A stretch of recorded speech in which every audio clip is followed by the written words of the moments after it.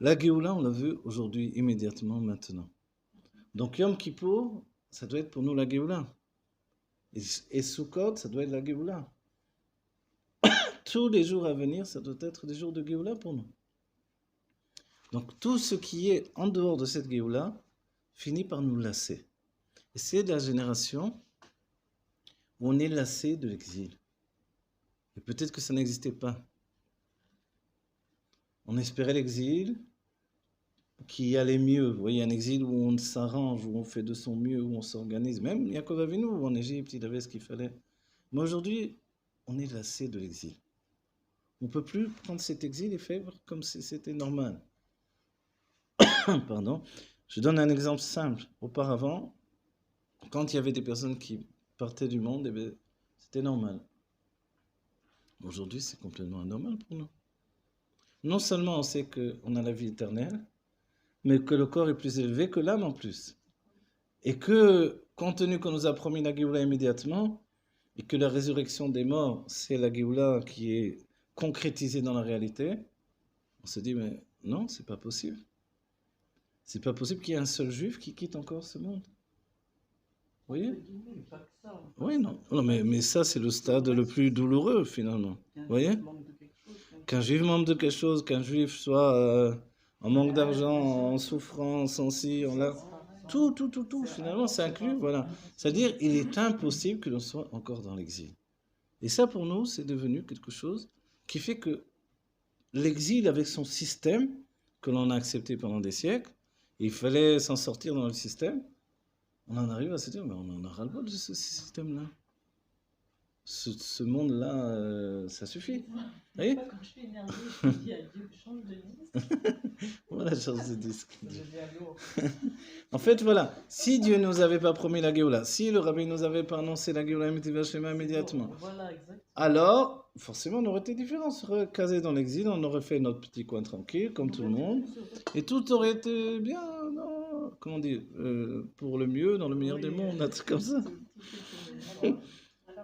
Alors, voilà. Alors, donc, on se retrouve comme ça. Ah, on sait déjà. Alors, voilà. On se retrouve comme ça en situation terrible.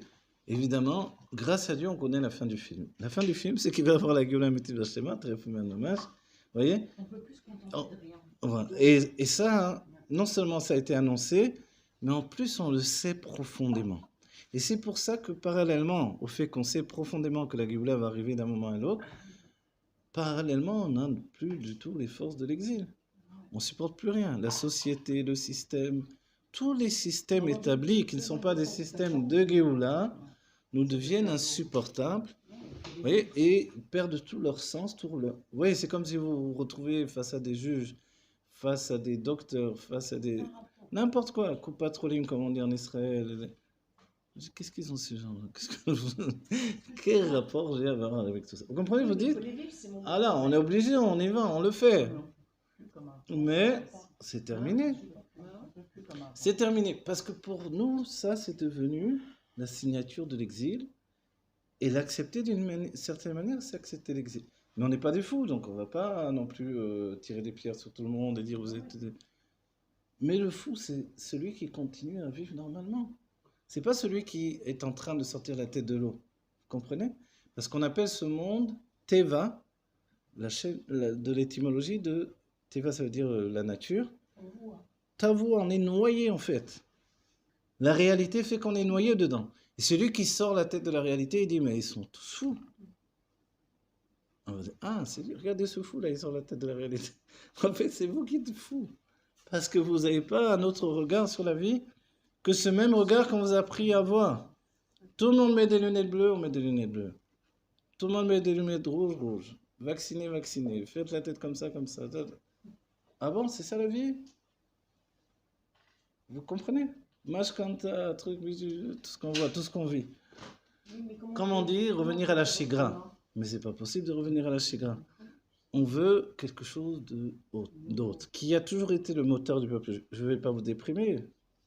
Je vais vous dire par là que on a dépassé la dépression post-géoulatique. Que le rabbi nous a dit la Géoula immédiatement, on va être là. Alors on est dans un stade où on comprend bien que tout est en route et que le processus de Géoula est en train de se passer, évidemment. Mais, puisqu'il y a des annonces qui ont été faites, par exemple,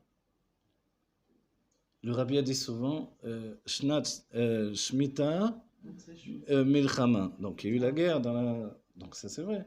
Motzei Shemitah, à la sortie de la Shemitah, Géoula. Donc on est dans la Géoula, voilà. Vite. Voilà. Alors voilà. On est Motzei Shemitah. Alors peut-être qu'il faut attendre qu'on ait terminé tous les. Oui, mais encore, on prend le temps, non? Chaque année, ça se répète chaque année ou quoi? Non. Il y a les 7 ans de l'année, et après. Oui, mais il y a même les 7 ans de l'année de. Il y a la 7e année, c'est les sages en Almara qui ont dit ça. La 7e année, il y a la guerre. La 7e année, il y a déjà eu 7 ans. Oui, il y a déjà eu, mais justement, dans la 7e année, elle est propice à la guerre, et la sortie de la 7e année est propice à la Géoula. Donc, Bezrat Hashem, qu'on rentre dans cette Géoula immédiatement, Teref, Mian Mamash, avec le Rabbi Melamassi.